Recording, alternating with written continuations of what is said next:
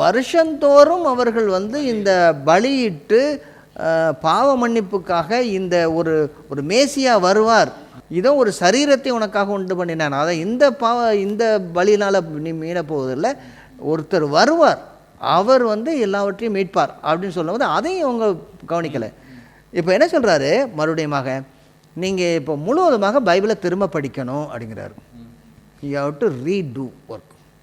எப்படி உன்னுடைய எந்த தியாலஜி வச்சுருந்தாலும், நீ எந்த டினாமினேஷன் இருந்தாலும் அதெல்லாம் கொஞ்சம் மூட்டை கட்டி வெளியில் வச்சுட்டு திரும்ப சாதாரணமாக ஒரு சாதாரண மாணவனை போல திரும்ப படி.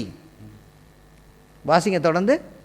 கிறிஸ்து இவ்விதமாக பாடுபடவும் தமது மகிமையில் பிரவேசிக்க வேண்டியதில்லையா என்று சொல்லி கேட்குறாரு. இதெல்லாம் வேண்டியது இல்லையா அப்படின்னா, இதெல்லாம் வேண்டியது என்று சொல்லி முன்னாடியே சொல்லியிருக்காரு. ஒரு தடவை இல்லை, 2 தடவை இல்லை, 3 தடவை அடிக்கடி சொல்லியிருக்காரு. இயேசுவானவருடைய பாடு மரணங்களை குறித்து மார்க் எழுதின சுவிசேஷத்தில் 8வது அதிகாரம், 9வது அதிகாரம், 10வது அதிகாரம் வரிசையாக ஒவ்வொரு இடத்துலையும் சொல்லிட்டு வர்றார். இதே போல் முன்னாடி இருந்து ஆரம்பிக்கிறார். அவருடைய பாடு மரணங்களை குறித்து அவர் முன்னாடி இருந்து சொல்லிட்டு வர்றாரு. இதெல்லாம் உங்களுக்கு தெரியலையா அப்படின்னு கேட்குறாரு. அப்போ நீ உன்னுடைய கற்பனையின்படி நீ இவ்வளவு நாட்களாக வேதத்தை படிச்சுட்டு இருக்கிற, அதாவது ஒவ்வொரு டினாமினேஷனும் படித்தா அந்த டினாமினேஷனுக்கு ஏற்றபடி எடுத்துக்கிடுவாங்க. ஓ, நம்ம டினாமினேஷனில் இப்படித்தானே சொல்லிடப்பட்டிருக்குன்னுவாங்க.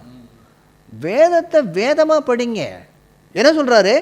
மோசே முதலாகிய சகல தீர்க்கதரிசிகளும் எழுதின வேத வாக்கியங்கள் எல்லாவற்றிலும் தம்மை குறித்து சொல்லியவைகளை அவர்களுக்கு விவரித்து காண்பித்தார். இப்போ அவர் தான் விளக்கம் கொண்டுறாரு. எப்படி முழுவதுமாக நான் பழைய ஏற்பாடுன்னே சொல்ல மாட்டேன், முந்தைய ஏற்பாட்டிலே எழுதப்பட்டிருக்கவைகள் எல்லாமே இயேசு கிறிஸ்துவை நோக்கி போய் கொண்டிருக்கிறது என்பதை அவர்கள் அறியவில்லை.